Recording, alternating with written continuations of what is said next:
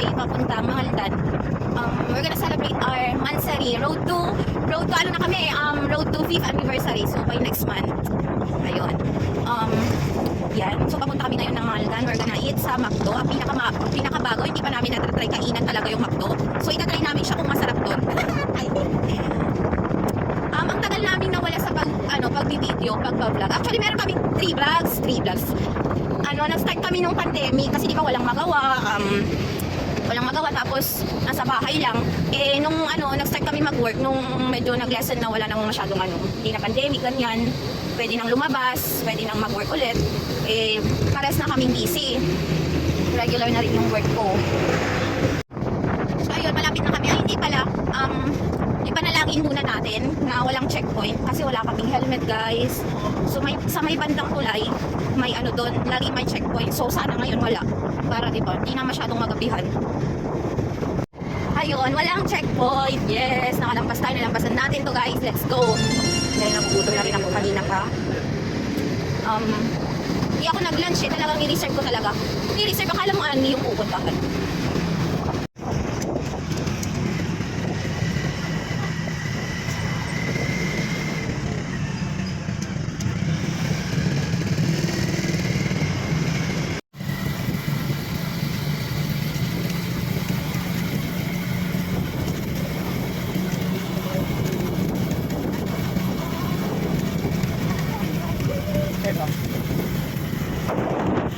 So ayun guys, nandito na tayo. Ikot lang kami. Kasi nga, wala kami helmet. Baka may huli pa. Black belt. So dito kami. Para mag-park sa harap ng CSI. Guys, we're here now. Dito lang din kami magpapark sa harap ng McDo. Kasi masyado nang malayo. Kung sa CSI pa kami magpapark. Guys, nandito na kami. Nag-iisip kami kung ano muna yung orderin namin. Ayaw namin pumila tapos biglang sa counter mag-iisip kami kung anong orderin. Antayin ko lang si Babe. Kukunin niya lang yung Okay, so nag-aantay na lang kami ni Babe. Nantay na lang namin. Preparing.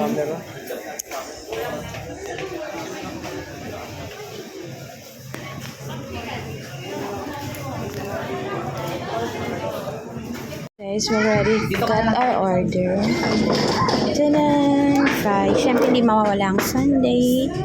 Coke. Siyempre, chicken. Yan. And say hello to my fogging joy. Rice and sundae supremacy.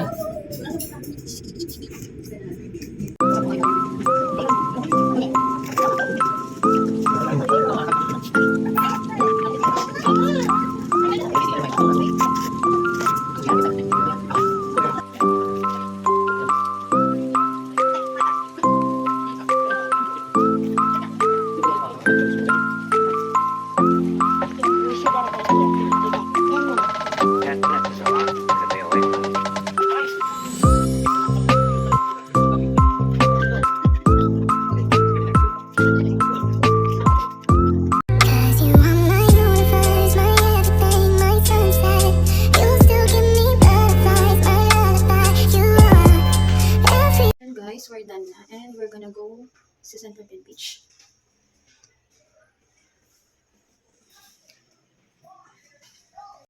Alis na kami guys, tapos na kami kumain and next napupuntahan namin sa San Fabian Beach, magpapahangin kami. So, see you there. We're on our way now papuntang San Fabian.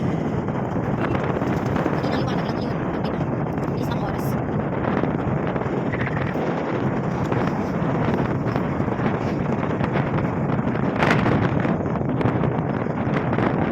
Guys, we're here na and as you can see, parang walang masyadong ngayon pumupunta ng beach. Pag gantong oras, masyadong ingay dati. Dami-daming mga turista na nagpupunta dito. Ngayon, parang ang tahimik. Ano? True. Kasi hindi nila may enjoy yung view paggabi. Kaya mas okay pa din talaga pag umaga sila pupunta. Kaya din siguro guys. Yan. So hindi ko na mapapakita sa inyo yung ganda ng dagat. Kasi gabi na ako. But I'm telling you guys, ang ganda dito. Lalo na pag golden hour, ganda. I love sunsets.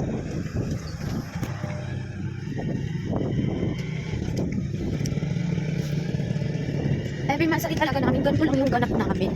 Simple lang. Hindi yung kakain pa kami sa fancy restaurant. Fancy restaurant. Mas okay talaga kami sa ganito. Simple. Kakain lang sa fast foods and after, pupunta ng beach, pakangin. Mag-uusap tungkol sa ano, kasal. Eh, syempre, heart to heart lang yan. Parang sa dulo pa tayo pupunta. Nakakita ko ng ang tawag dyan. Basta sa Pangasinan Kape yan eh. Ayaw natin yan sa dagat. Gusto na niya dito sa kasal. Uy, ano ka, maipit ka niyan. Hindi lang ito yung nakakain. Yan yung nakakain. So, ilalagay natin sa dagat. Ibabalik natin siya dun. Kawawa naman. Lumipad. Lumipad.